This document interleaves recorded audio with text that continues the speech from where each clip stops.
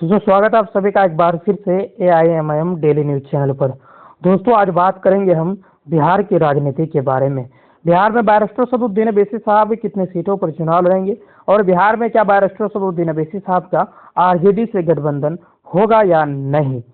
लेकिन दोस्तों आपसे एक छोटी सी रिक्वेस्ट करना चाहते हैं कि आप अगर चैनल पर नए हैं तो सबसे पहले आप लोग इस चैनल को करें सब्सक्राइब और बेल आइकन को जरूर दबाएं। ऑल इंडिया मजलिस इत्तेहादुल मुस्लिमीन से जुड़ी हुई हर एक छोटी बड़ी खबर को हम इस चैनल पर अपलोड करते हैं। आप आसानी के साथ हर एक खबर को देख पाएंगे। आप अगर बैरिस्टर सदुद्दीन अवैसी साहब के चाहने वाले हैं तो आपको यह जानना बेहद ही जरूरी है कि बिहार में बैरिस्टर सदुद्दीन अवैसी साहब कितनी सीटों पर लोकसभा का चुनाव लड़ेंगे। दोस्तों हैदराबाद से जो टीम आई है सर्वे के लिए वो बिहार पहुंच चुकी है और अलग अलग जगह पर जाकर सर्वे भी कर रही है। सर्वे होने के बाद बैरिस्टर सदुद्दीन अवैसी साहब को ये लोग अपडेट जाके देंगे कि बिहार में कितनी सीटों पर चुनाव लड़ना है। उसके बाद बैरिस्टर सदुद्दीन अवैसी साहब ये ऐलान करेंगे कि हमें बिहार में कितनी सीटों पर चुनाव लड़ना है और किन पार्टी के साथ गठबंधन करके चुनाव लड़ना है। दोस्तों हालांकि ये भी खबर निकल कर आ रही है कि बैरिस्टर सदुद्दीन अवैसी साहब बहुत जल्द तीसरा जो मोर्चा है उसका ऐलान करेंगे।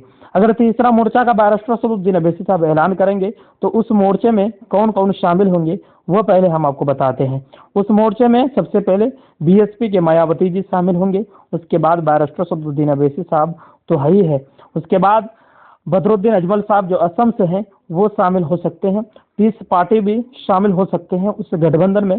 चंद्रशेखर आजाद जी जो है भीम आर्मी के चीफ वो भी इस गठबंधन में शामिल हो सकते हैं। यानी जितनी भी छोटी छोटी पार्टियां हैं सभी इस गठबंधन का हिस्सा बनेंगे और पूरी मजबूती के साथ चुनाव लड़ेंगे। और ये भी कहा जा रहा है कि इस गठबंधन का नाम DM हो सकता है।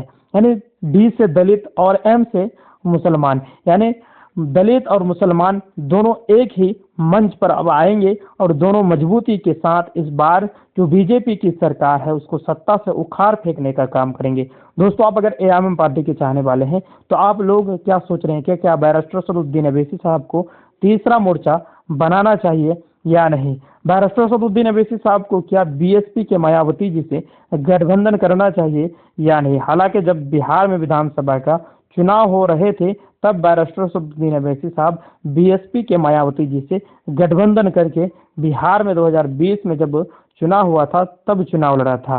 उसके बाद बैरिस्टर सदुद्दीन अवैसी साहब फिर अकेले रह गए। उत्तर प्रदेश में जब चुनाव लड़ा तो बैरिस्टर सदुद्दीन अवैसी साहब पीस पार्टी से समर्थन लिया था और भी एक दो पार्टी से गठबंधन किया था, लेकिन उतनी बड़ी ताकत नहीं बनी थी कि ये लोग सत्ता को पलट दे। यानी बीजेपी हो या समाजवादी पार्टी हो इन लोगों को ये लोग सत्ता से उखाड़ फेंक सके। लेकिन इस बार बैरिस्टर सदुद्दीन अवैसी साहब जो मोर्चा बनाएंगे तीसरा मोर्चा उसमें दम भी होगा और सत्ता से उखाड़ फेंकने का काम भी करेगा। इसलिए कि इस गठबंधन में दलित और मुसलमान और पिछड़े जाति के जो लोग हैं और जितनी भी छोटी छोटी पार्टियां हैं सभी को साथ लेकर बैरिस्टर सदुद्दीन अवैसी साहब पूरे हिंदुस्तान में चुनाव लड़ने का काम करेंगे और बीजेपी को सत्ता से